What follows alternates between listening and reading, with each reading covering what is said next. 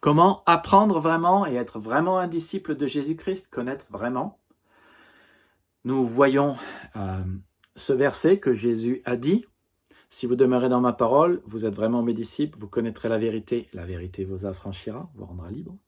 Nous voyons 7 choses simples tirées du monde de l'enseignement. Être disciple, c'est être un enseigné du Christ. Donc nous avons vu qu'il faut écouter vraiment, écrire vraiment, réviser vraiment, apprendre par cœur vraiment, restituer tout seul, être capable de redire ce qu'on a appris. Voici la 6e chose à faire, partager vraiment ce que vous avez appris. On l'a vu plus tôt, les bénéfices de la parole de Dieu sont assez nombreux. La parole de Dieu sauve, restaure, elle fait grandir, elle nous assure l'héritage, elle est une réjouissance. Psaume 119, 162, je me réjouis de ta parole comme celui qui trouve un grand butin. Quand vous partagez avec les autres, c'est la preuve que vous avez vraiment digéré la parole de Dieu et que vous avez compris qu'elle est un véritable butin. Et puis, après, donc, quand vous avez compris une vérité, et que vous êtes content, et que vous avez compris que c'est la richesse de Dieu pour votre vie, et que ça restaure votre âme, et que ça vous fait du bien, quand vous en parlez, c'est la preuve vraiment que vous êtes capable de le restituer, et que vous l'avez vraiment appris, et que ça vous a apporté quelque chose.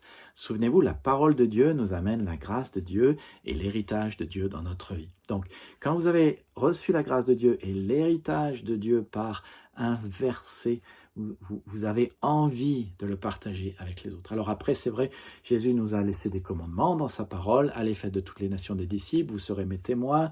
Il en établit 12 pour qu'ils soient avec lui, Marc 3, 14, et pour les envoyer prêcher. C'est vrai, nous sommes ses porte-paroles, mais si nous avons expérimenté ces paroles, ces bénéfices, que c'est une source de joie, de vie, de plénitude, alors nous n'avons ni du mal à les maîtriser, ni du mal à les partager avec les autres. Comme Asaph dit, Psaume 77, versets 12 à 14, « Je me souviens de tes merveilles, je parlerai de toutes tes œuvres, je raconterai tes hauts faits. » Comme Paul le dit, « Ce que tu as entendu de moi en présence de beaucoup de témoins, de Timothée 2, confie-les à des hommes fidèles qui soient capables de l'enseigner et aussi à d'autres. » Donc, pour apprendre vraiment, il faut écouter vraiment, écrire vraiment, réviser vraiment, apprendre par cœur vraiment, restituer seul, partager avec quelqu'un.